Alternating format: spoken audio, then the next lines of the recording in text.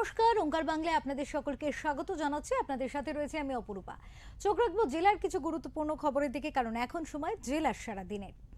লোকসভার আসন পুনর্বিন্যাস এবং মহিলা সংরক্ষণ বিলকে একসঙ্গে জুড়ে দেওয়া নিয়ে কেন্দ্রীয় সরকারকে আক্রমণ করলেন মমতা বন্দ্যোপাধ্যায়। বৃহস্পতিবার কোচবিহারের মাথাভাঙা জনসভা থেকে তৃণমূল নেত্রীর দাবি, এর মধ্য দিয়ে রাজ্য ভাগ এবং ভোটারদের নাম কাটা চক্রান্ত করছে বিজেপি। পাশাপাশি তার আরও দাবি, এর পিছনে রয়েছে এনআরসি করার অভিসন্ধিও। আর এখন বলছে বিল আনছে, কি একসাথে মহিলাদের কত অসম্মান দেখুন। 33% রিজার্ভেশন উইমেন, মহিলাদের আমরা মন প্রাণ দিয়ে সমর্থন করেছি। আমি নিজেও পার্লামেন্টে অনেক লড়াই করেছি, আমাদের দলও লড়াই করছে। 33% রিজার্ভেশন করার বিল তো অনেকদিন ধরে পড়ে আছে, তা তুমি তার সাথে ডিলিমিটেশন কেন করছো?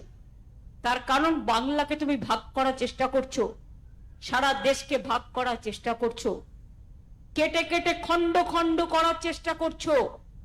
তাই দুটো মহিলা আর ডিলিমিটেশন একসাথে হতে পারে না। মহিলা বিল আলাদা বিল, ডিলিমিটেশন বিল আলাদা বিল।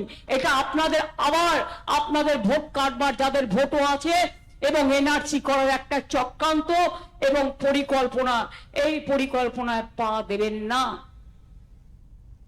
আজকে আমি খুশি যে আমাকে মহারাষ্ট্রের উদ্ধব ঠাকরেও ফোন করে বলছে, কথা বলতে চায়। Stalin Tamil Nadu chief মিনিস্টারও phone message পাঠিয়ে বলছে কথা বলতে চাই। তেজস্বী বলছে দিদি আমি বাংলায় আসতে চাই। অখিলেশ আমায় ফোন করে। মনে রাখবেন, সবাই বাংলায় আসতে চায়।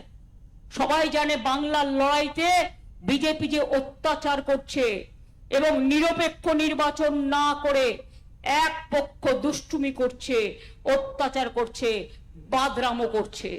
এর বিরুদ্ধে আপনাদের রায় দেওয়ার প্রয়োজন আছে কি নেই?